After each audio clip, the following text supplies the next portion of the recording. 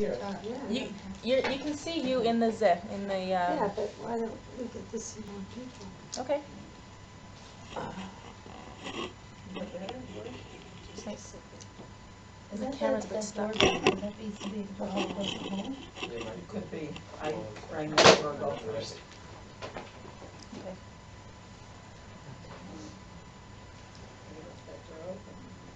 Generally, you know, people just not, because I naturally just went to the other door. Me too. I thought it, yeah. Was it, is there a sign? No. No sign, actually. I wanted to put a Sure. sign, yeah, I The tried door putting is a open. sign.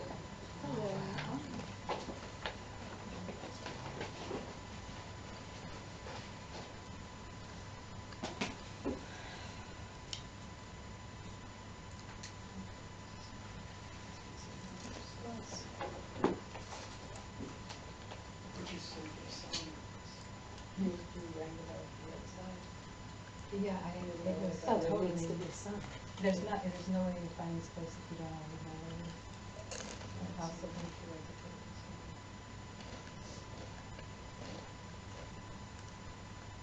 Who uses the station?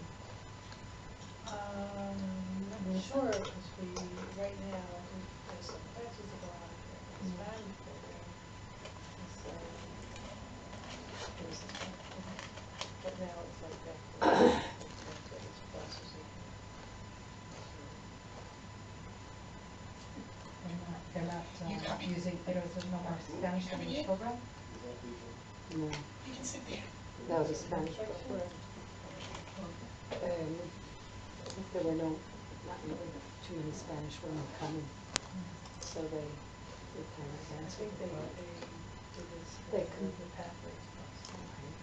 And I also heard that some of them could speak English enough. They went to the right. The right language. That's what I'm saying. Speaking of which, I saw Vivi for like 2 seconds. She came to the store just to say hello. Who? Vivi, Sus. yeah, Vivi Sus, and her husband, really. You know what happened? I saw her on the bus to the zoo randomly. Oh, I was going wow. to the zoo when my mom That's was so here funny. with the kids, and she says, "Emily?" And I turned around, I'm like, "Vivi?" My daughter felt badly as she said, like, I called her Emily. Oh my gosh, I so don't care. I said, it's okay. It's okay. I'm like, I oh, just, this I just person's want not- to remember. I also, So you put a sign in? I have this sign up. Anyway, so I'll begin the evening, just to introduce the evening. What I thought was appropriate was to read for you Rachel's application, which, you know, the pertinent parts at least, there's some parts that are personal, but the parts that I don't think she would mind, so I think we'll start with the application. What? Her application, her essay? Yeah, her essay and application. Rachael Dalvan, October 5th, 2006, application essay. I grew up in a traditional conservative Jewish household in a suburb of Boston, but I always felt that I needed more in my life. I needed to learn more and understand what it means to be Jewish. I was never satisfied to simply perform the rituals during holidays, and throughout my life tried more and more to identify with my Jewish heritage, until eventually I realized it was more than just a heritage. It was a lifestyle that would provide my life with spirituality and the answers I had been searching for. Was I American, Brazilian, Syrian? I have 2 passports, but eventually I have come to realize that it does not matter in what country you pay taxes. In the end, I am always and always will be a Jew. I only began to see Judaism at a deeper level through music. I was a DJ of Jewish and Israeli music throughout my time at college at the UMass radio station. I played Jewish music at first because the Brazilian music time slot was already taken. But soon enough,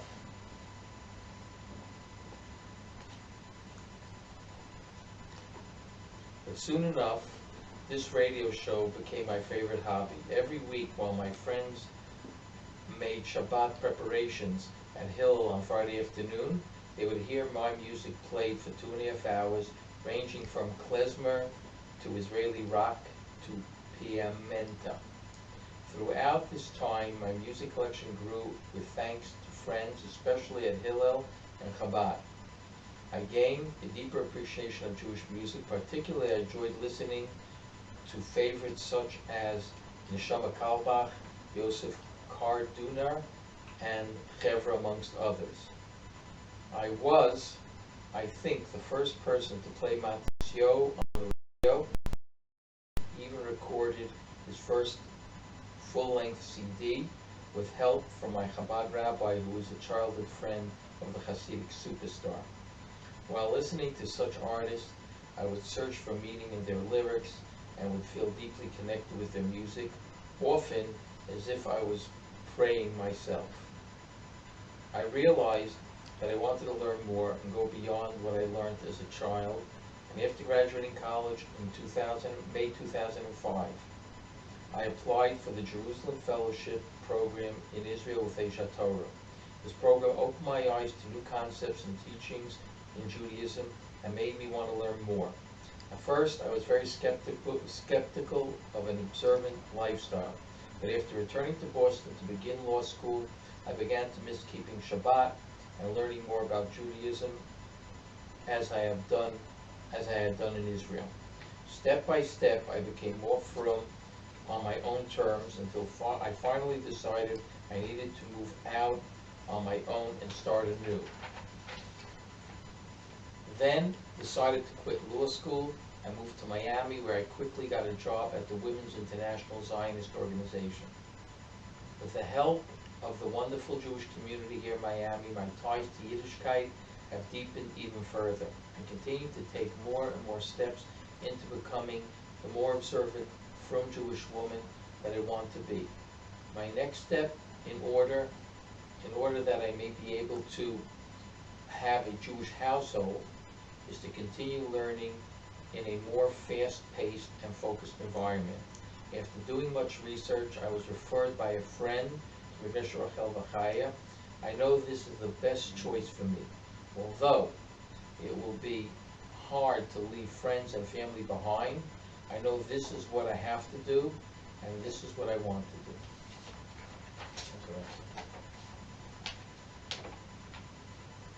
Would anyone like to maybe share some memories?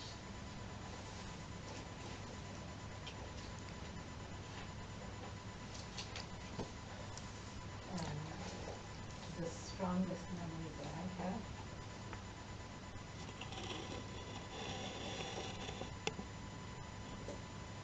so one time it was between classes, between sessions. I don't remember what season, but I think it was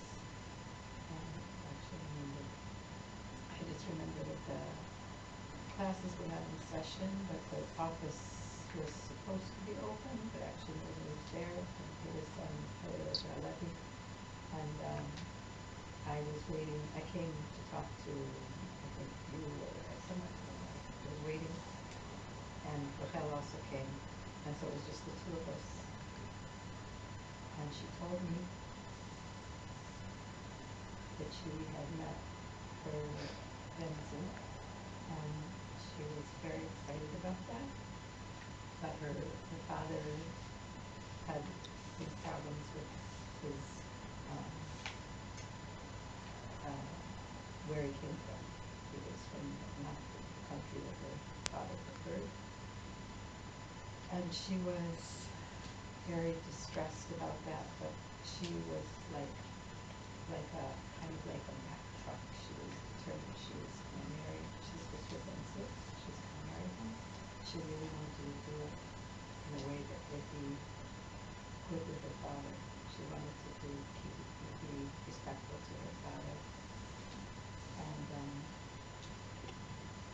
she made a very strong impression on me. I didn't really know her that well because she came a bit after I did, and we went to many of the same classes. I saw her around here and there. But I told her I was doubting for her, and she told me her name was Rachael by Sara.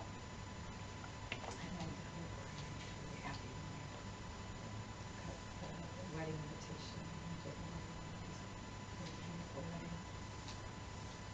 And then there was another there was an event at Rachael, or it was actually Rachael, and somebody announced that Rachael, Leah, and Sara had received a very difficult diagnosis, and I thought, can't be.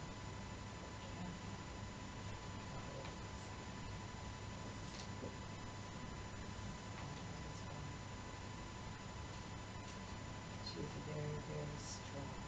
And I ran into her here and there. I ran into her at, when she worked for the Sparty Center, near the old city.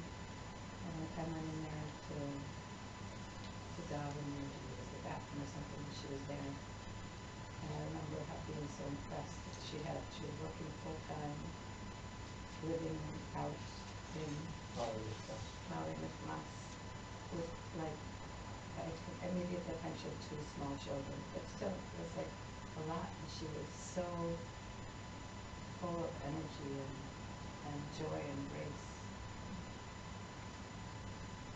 I ran into her also other places where she was out with her family, and she just always was she was carrying a lot of grace and beauty.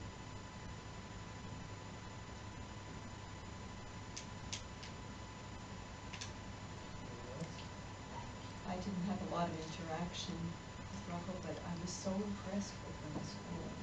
It just felt like she had overcome tremendous things, and she had such strength and such a joy in life and determination. It just radiated from her. To me, she was like a hero, this gorgeous girl with that beautiful red hair, and she just lit up a room. She just lit up a room.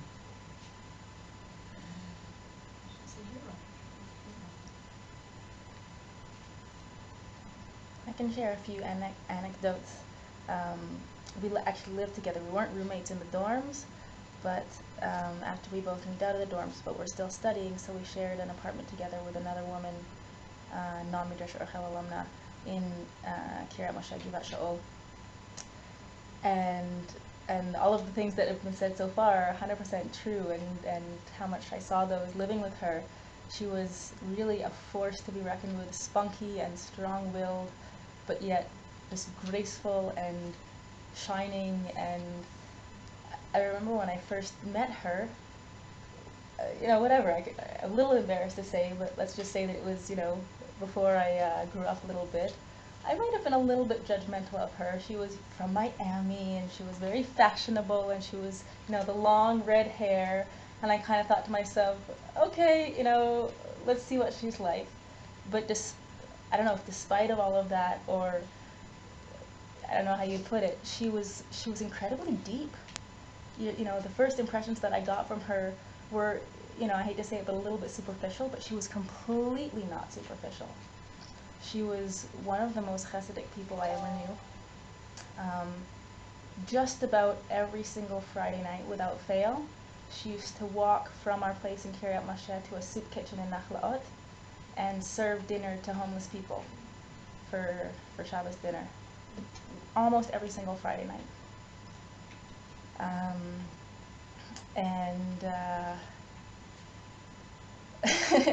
A very silly anecdote that I'll just share, insight into who she was living with her.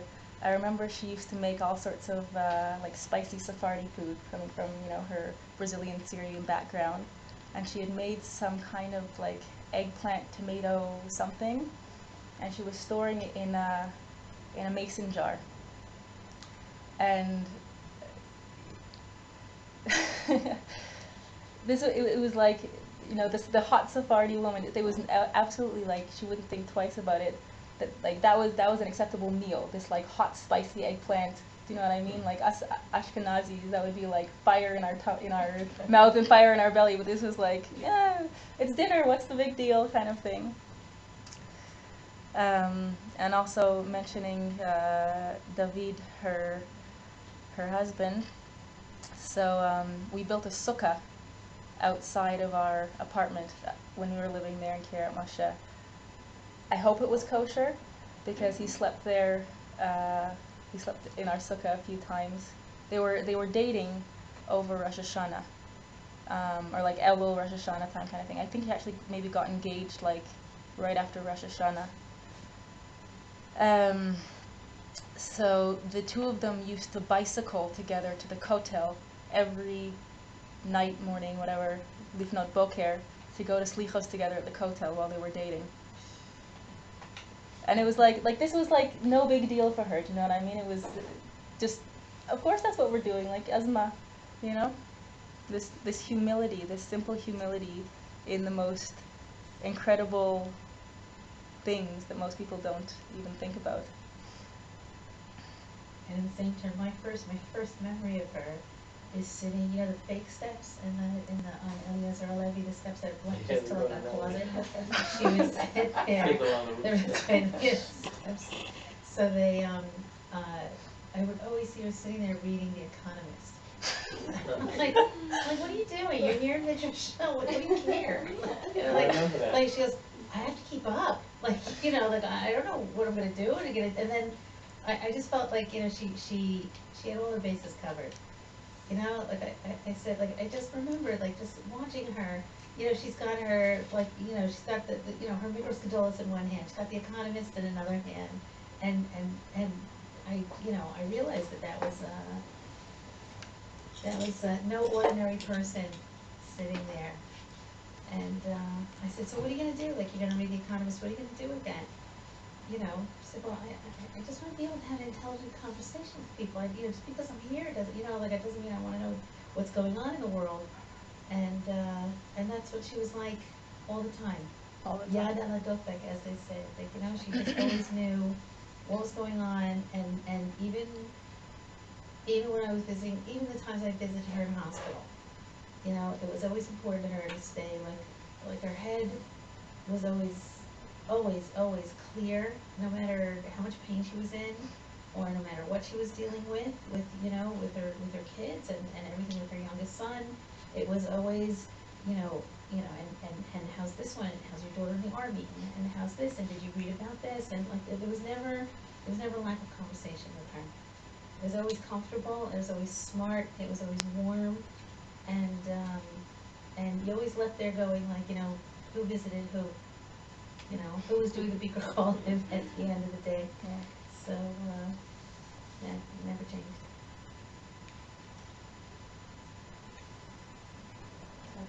Covering all the bases, I paid a shiva call to Debbie, and his mother was there. His mother said that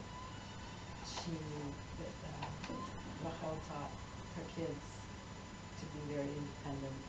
She taught them to come home and put, you know, everything from their thinking here and their aramot should be arranged there. She taught them to, she got them ready to take care of themselves.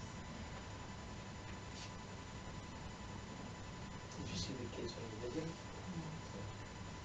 They were in school. I remember one time being in the dorms, like I think we were in Brand. There was like some kind of some kind of evening get together, and her and Sharon Brazilian dancing. It was Purim. No, it wasn't Purim. It wasn't Purim? Because they did it again on Purim, maybe. Oh, maybe, yeah. Because I But remember her in and the Sharon. Beit Midrash, like I remember dancing in the Oh Beit my Midrash. goodness. I remember Adriana's wedding. Yeah. Yeah, she was like a ripe fruit, like a gorgeous peach. And she had so much energy and smiles, and The she red was, hair, the long red hair. And the IQ. Yeah, yeah. and she And the was IQ. so with it. And yeah, she could make her own makeup. She really could. She was. She made my first Sheva Brachas. She was married less than a year, and she was probably about 6 months pregnant. They made a barbecue on their mirpeset, and she was telling me how, like, because she was pregnant, so she'd been throwing up a lot, and the smell of meat made her sick, but yet here she was doing a barbecue for our Sheva Brachas. I'd like to read a letter I wrote to Rachael after she posted on May 16th that she started hospice. What is your name? My name is Laura Bauer, And you were and friends I'm with a friend of hers from Miami. From Miami? Yeah. And you're in Leah now? Yes, I live here now. Yeah. But you knew when she took the job in Miami? I did, I knew her. How many wow. years did she live there? So she lived there for about 2 years, a little bit less than 2 years. Yeah, and in this letter, I talked a little bit about the relationship. So since the letter, I had the privilege of seeing her one last time in late June, visiting her with our dear friend Elisa Ginsburg-Kausick. During the 4 hours we spent with her in late June, she was still her classic self, hosting us so kindly, inquiring about us and our lives, as we mentioned, always asking about others, reflective, funny, direct. She said she wasn't mad at Hashem, that she was looking forward to seeing him. She asked that we let her kids know how much she loved them and how hard she tried for them, and that is our task for all of our interactions with her in the future. Wow. So this is part of this letter. Dearest Rachel, we met in Miami a few months after we both moved there, in 2005. We were 22, fresh out of college, and really living on our own for the first time. Real jobs, our own apartments, far from home. We became good friends at Chabad on Wheels, where we spent many a Friday evening eating honey glazed chicken and broccoli kugel, and many long Shabbat lunches. This included the crew, you, me, Eliza, Chava, and Marie, with Joseph and Karen as occasional additions, as well as some others who are in now. Amazing food came out of your modest kitchen. I remember how you astounded us on Thanksgiving one year, when the crew was getting together for a group Thanksgiving dinner at Eliza's house. You were in charge of dessert, and I think you made at least 3 different homemade pies. We not only enjoyed them that night, but for days during our trip out to the west coast of Florida and the Naples during a long weekend. You had solidified your role as our chief baker, dessert expert, and dairy queen. It was a simple life in a lot of ways. We danced and enjoyed during the week, went to Chabad on Shabbat, and barbecued on Sunday, or walked up and down Lincoln Road. All the while, you and Chava were becoming more observant and questioning what kind of a Jewish life you wanted. We checked out different Jewish events and searched for our basharas. Through it all, you tried to be a good influence on our Jewish values. I remember as you were becoming more frum, you gave up your old tank tops, and even though giving up wearing jeans was very tough for you. When you lost your job at Wheatzo, it was pretty clear that seminary in Israel was a path for you. Our 2 other good friends, Eliza and Chava, joined you in Israel for their own paths. Years later, after Chava and Eliza had both married and left Israel, I finally moved here. Then it was us 2 girls, still representing in the Holy Land. You were my oldest friend in Israel, the only one here who really knew me, pre-Israel, pre-marriage, fresh out of college. Then the battle with cancer began. Soon after we moved to Israel in early 2013, Gabriel, my husband, and I visited you in the hospital. I think it was around the time they removed the tumor from your stomach. That summer, after I finished the summer party session and the weekend before I started my new job, you and I took a road trip up to Tiberias.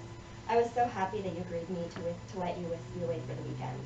I got to share so many things I learned at Pardes with you, particularly the Talmud section we had studied, which was about Torah study versus work versus marital observation. We were really interested in that part. We went to visit Kvarim, touched the waters of the Galilee, sat out by the pool. You look beautiful, married with 3 children, sneeze and fighting cancer, but you always look beautiful. That Sukkot in 2013, Marna Becker and I visited you. It was my first time in Malay Michmash and I loved it. Your sukkah and fresh air on the large open balcony was so refreshing. I fell in love with your 3 kids and just loved meeting Eliyahu, who was an adorable little toddler. In February 2014, Gabriel and I came to spend Shabbat with your family. It was one of the most relaxing Shabbats I've had in Israel. You hosted us so warmly, made us relax, and barely let us even set the table. Your food was, of course, amazing. From Shabbat dinner down to Seudah Shlishi, followed by a very lively Havdalah with the kids banging on the table and clapping. Being in Malay Michmash really helped us find quiet and peace on that Shabbat.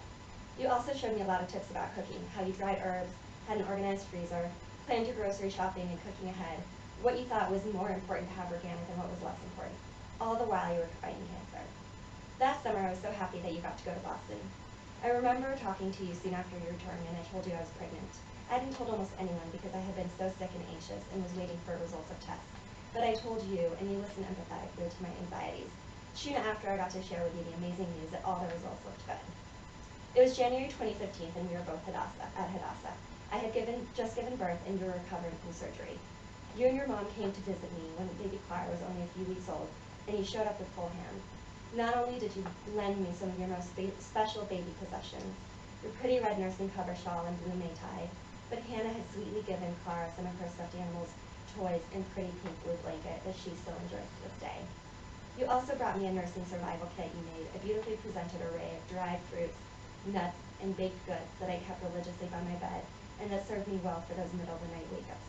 You introduced me to baby massage that day, a special bonding ritual that I still do with baby Clara most nights.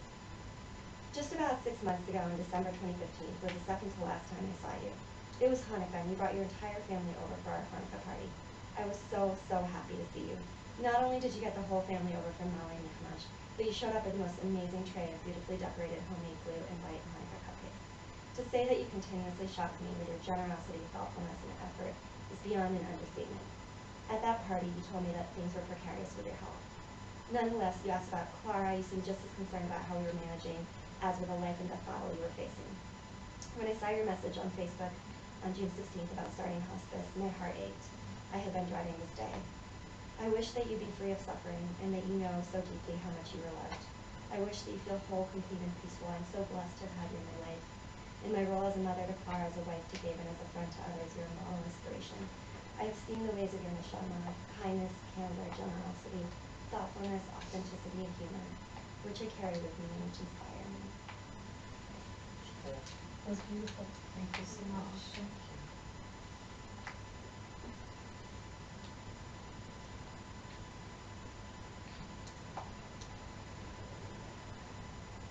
Leora, I remember Marna told me about that time that you guys went out on Sukkot to visit them, and she mentioned specifically how you guys took the kids to the park so that Rachel could have a bit of a rest, and they had a bag of bamba each, and Marna was so impressed with how, I don't know how old Eliyahu was at the time, but she mentioned Hannah, Dina, and Abraham, each, they were playing in the park, and they'd come over and they'd just very quietly put a bamba in each of your laps and then go off and play again. Like they just exactly Rachel doing this chesed just so naturally and yet so quietly, and then going off and doing whatever rowdy things she wanted to do.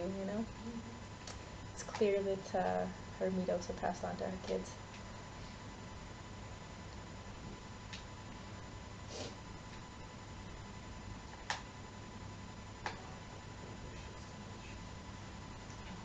We have a short share from Esther. I don't know, I think after what you guys said, really, it's hard to say out loud.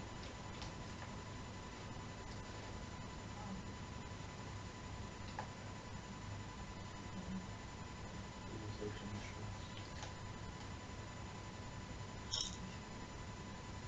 father's name? Shlomo is his Hebrew name. Remember? Rachael Leah.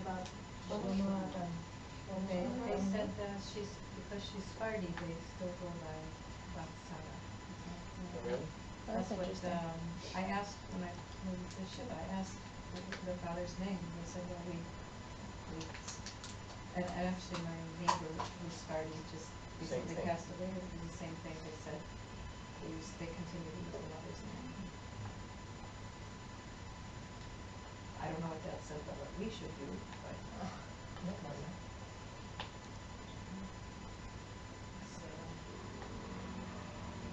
First name on my daughter list for a long time.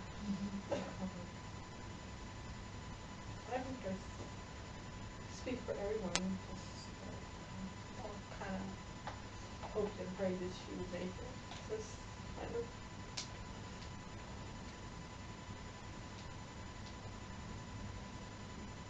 never really believed that we get to this place. Addie, everybody, Addie come to grips with it. Hallelujah, ask me to say a few words and I really feel a paternity.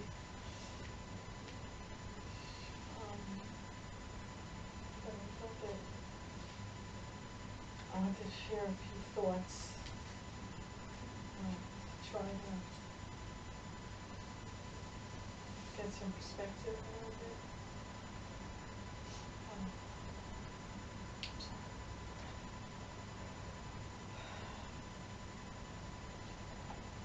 So it says in Shea,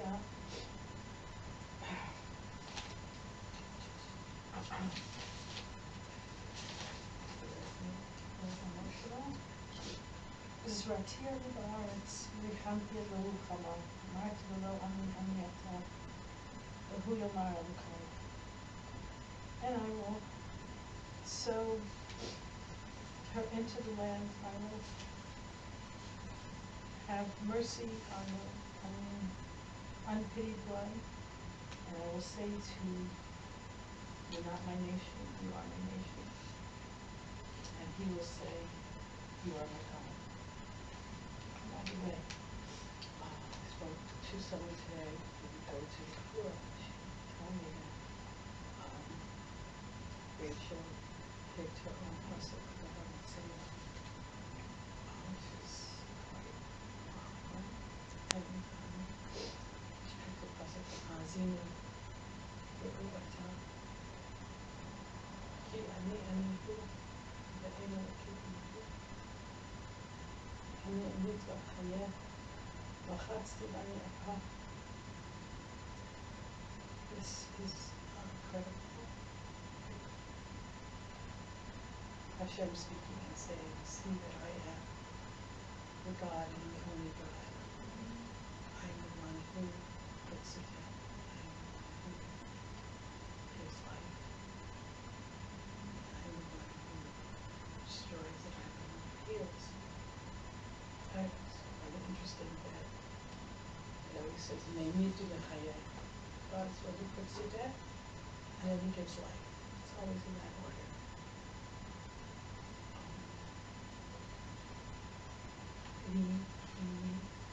Going back to the pasuk, the Gemara in Psachim, and it's quoted by Rashi and Rachael, says that a person, when Hashem says, I will sow the land, he says that a person plants, and they plant a little bit, and they reap a lot.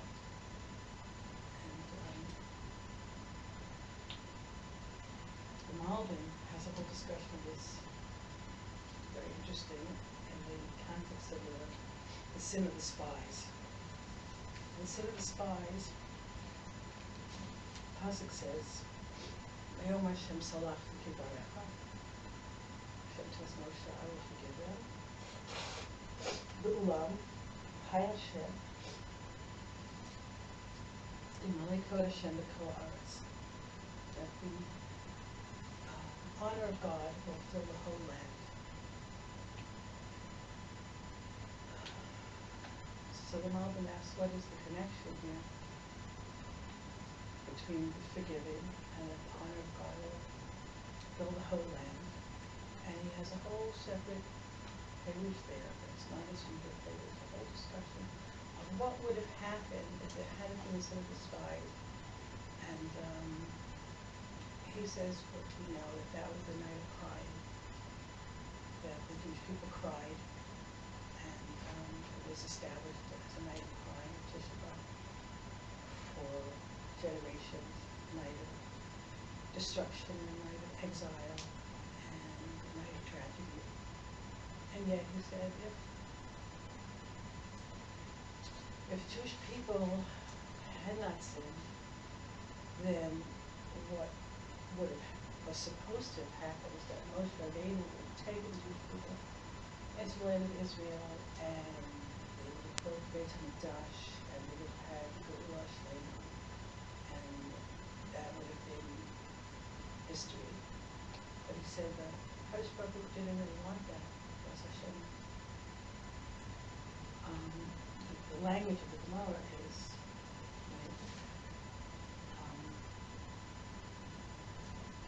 Kizareya Sara l'achniz kama korim, keni tosfu aleihem kama kerim. That the Jewish people were sent into exile so that they could spread the knowledge of Kadosh Baruch Hu, the knowledge of the true God, and that the many souls of converts and other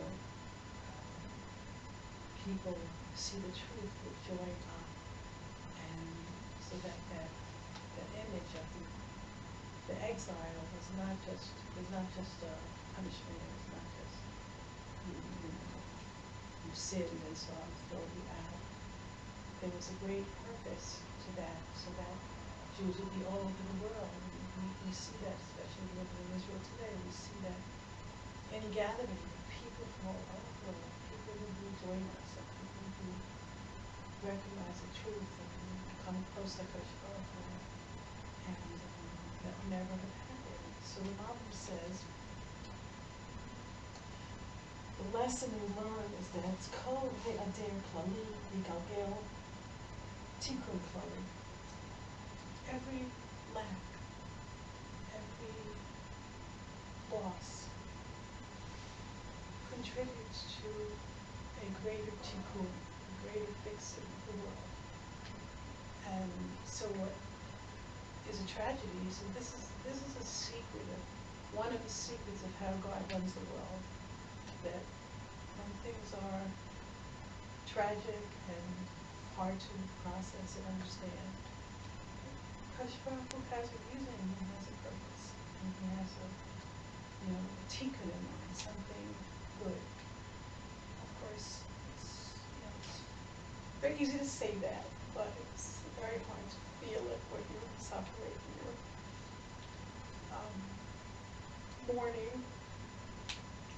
My sister is a grief counselor, specializes in bereavement, and she says mourning is like standing on the seashore. She says, and sometimes the waves come so strong and they overpower you. You don't, sometimes it's just a little gentle waves, and you're standing there. There is no really rhyme or reason, and there is no preparation, because it's a process. And sometimes you get some kind of equilibrium and you just with the gentle waves, and sometimes all of a sudden out of nowhere you get this buffeting of a huge tidal wave that just throws you further. And that's the way it goes. It ebbs and flows. It's very painful and difficult process. And it's important. Judaism always validates those feelings. It's a whole way that we mourn. It's a whole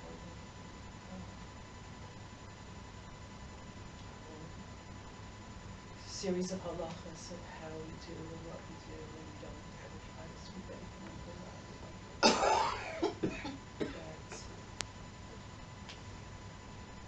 It's okay to feel like pain. Because we loved her, I loved her. The thing that comes to my mind when I think of her is just love. She was just so lovely. Gorgeous girl, inside and out. So it's a hard thing. So you try to find some kind of thing to grab on. So we believe that everything is for a reason.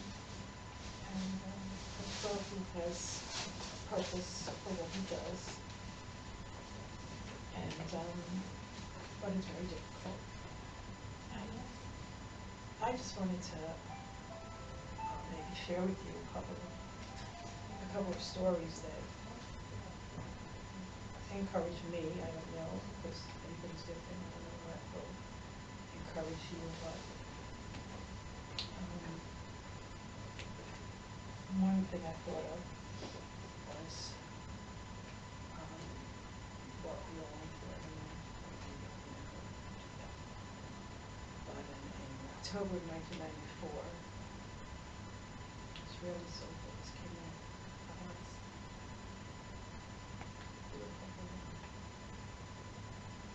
And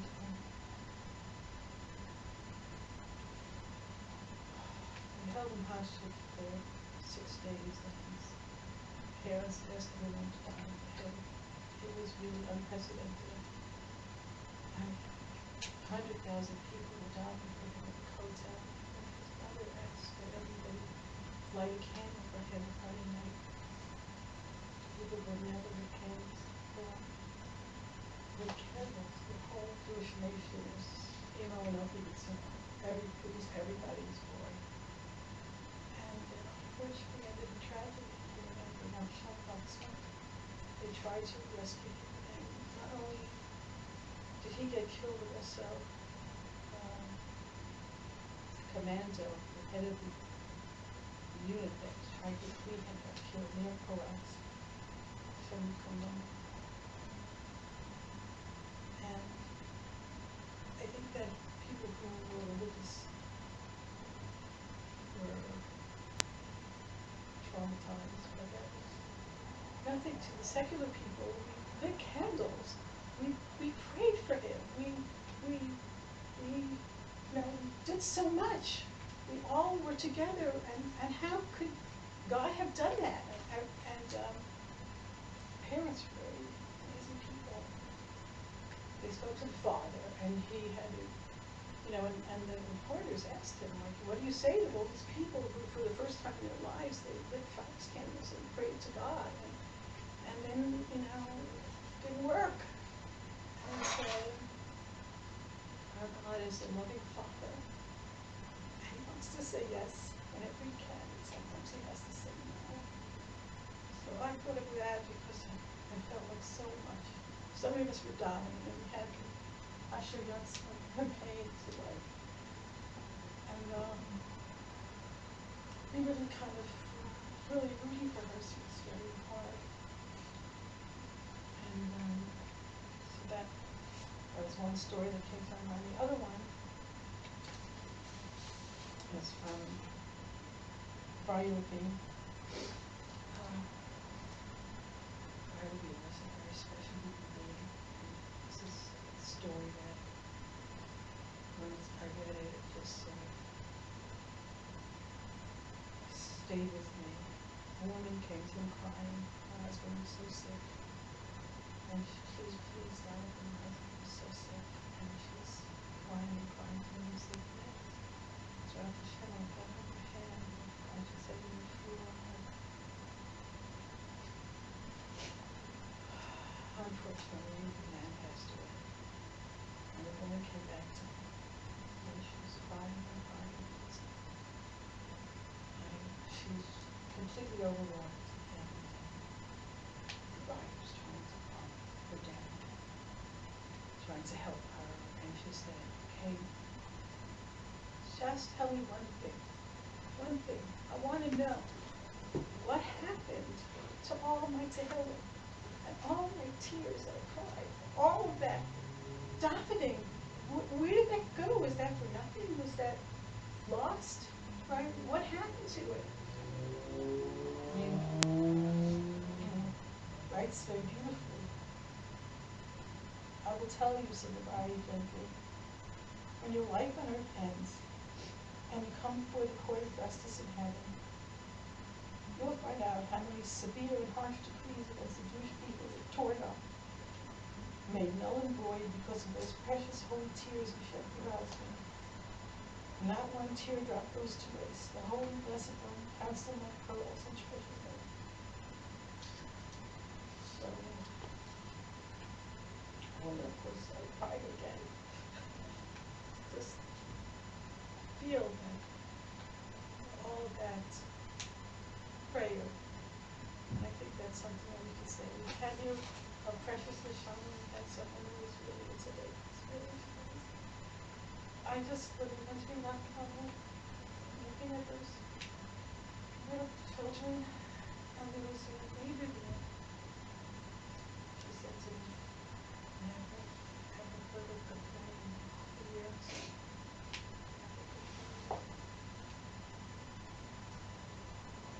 Really, and she said, he saw it. So I think that, I don't know, it helps me to think that all of those tefillot, and all of the Tehillim, and all of our tears, the Kaddish Baruch Hu is storing them up. And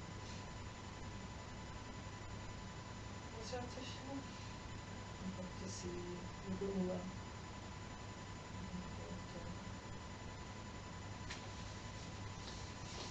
comes down and he collects his shoshanim. It's beautiful. He takes the best and the brightest and the finest. Goes into our shira. Yorai v'tila gadol v'tol shoshan. Love our roses. I think it's appropriate that we take away from what we knew of her life, lessons for ourselves. I think that's something we could do in Lishmata. Her midot, which was so special, and this young remember that story about the soup kitchen. And everybody should think about something they can do in Lishmata. Perhaps we could, as a group, come up with some ideas so that every one of us can say, try to be a little better, a little bit stronger, a little bit more fascinated, and more smart. Little Nishmata, which I'm sure is her own knowledge.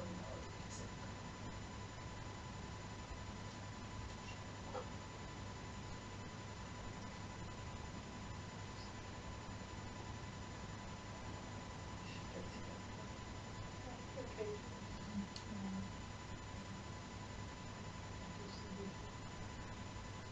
All we can, what we can do.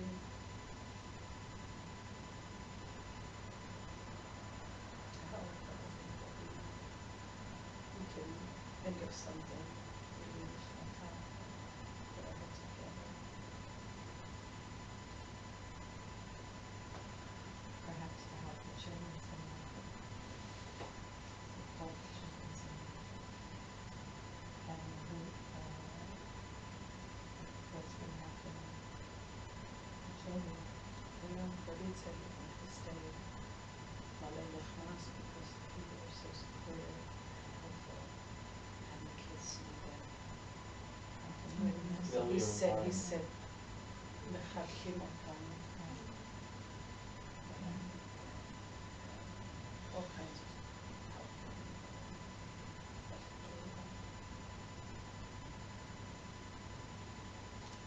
Will you have my phone number at that moment?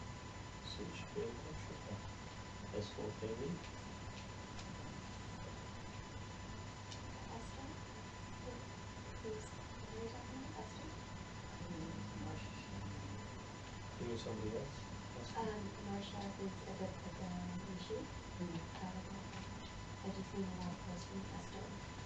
This woman is better than her. I don't think she's a issue. Yeah. You met the woman, she was so taking care of the kids and everything and stuff. She's already grandma, just taking care of the kids. She lived across the street, or her daughter was across the street. I don't know. She was watching her own grandchildren, but she was also watching the kids. Across from their caravan. So, Just wish that the entire family, and you should, all her friends, should, it's right to say, Mina Shamayim Tinufam. Short and very expressive. Only Nechamas. Shamayim.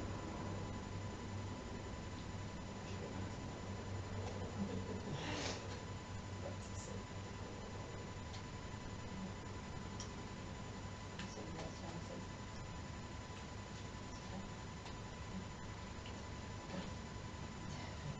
I'll share one more thing. I just, as you were speaking, Esther, I remembered something. Before this evening, I was calling different alumni from Rachel's time just to see, make sure people who needed to know about it knew about it, and to see who was going to be attending. And I spoke to Tzipora Shira. Do you remember her? She was also from Boston. Now she's Roseburger. I forget what she was then. Tall, black, Gioris.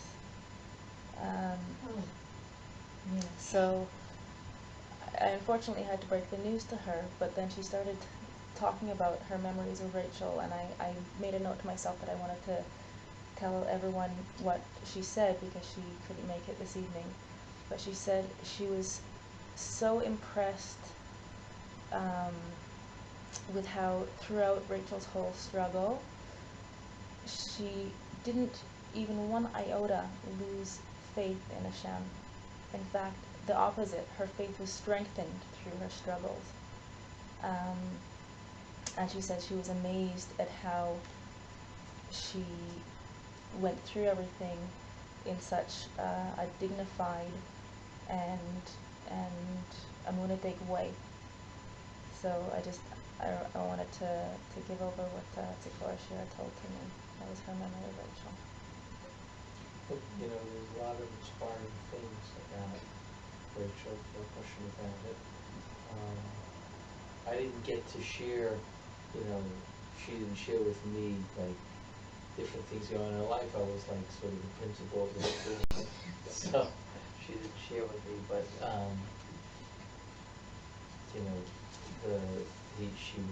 the way she interacted with me in a sort of like in a quiet but very Leah type of way. She was very princely in that, like in that idea, very classy and very princely in the way she interacted. Stuff that was said tonight was very, very inspiring. Malvin used to say, "Kui machem dvarim." Don't leave the words here in this room. Take it along with you. The inspiration that she was to all of us, both as a woman, who came to study at Rachael, and as a woman who married and had kids, and of course, as a woman who had to deal with probably the greatest challenge anyone has to deal with is, of course, her illness. And through all that, she remained that princess. I think we have to take that along, that inspiration, and for ourselves and for others. I mean, that's the biggest source for her neshama, is that we take those things along, and how she inspired us, we give over to other people. That's great source for her, and that's, I think, something that she certainly wants us to do. Everyone wants to leave an impression. I think that's the type of impression she would have wanted to leave, so I think that's something that we should continue on. I'm hoping that some of the things that were said can also be written at some point, because how much will the children remember? They also need to remember, I think the younger one, this one for sure won't remember that much in a number of years to come. What? Yeah, very little, and it's a wonderful thing for them to have that picture and that memory of who their mom was. Extremely, it's a wonderful feeling, and it's very important.